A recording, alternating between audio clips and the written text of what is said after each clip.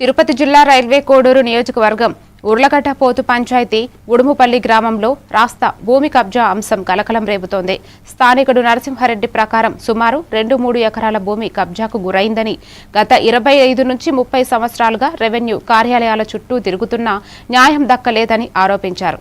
రాజకీయ అండదండలతో భూమిలో రోడ్డు వేశారని కూడా ఆయన వాపోయారు. అధికారులు తక్షణమే స్పందించి చర్యలు తీసుకోవాలని స్థానికులు డిమాండ్ చేస్తున్నారు.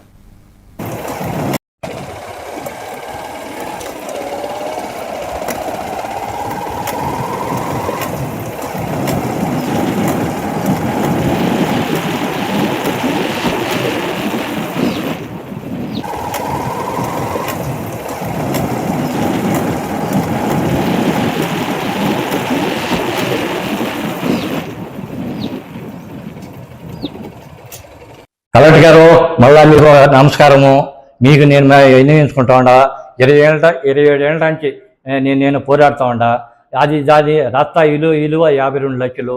అది ఎలా చేసినారు, ఎంఆర్ఓ వారు ఎంతమంది ఎంఆర్ఓలు వచ్చినారు, ఎంత డబ్బులు తీసుకున్నారు, అది మీరు విచారించుకుంటారని కలెక్టర్ గారిని నమస్కారం.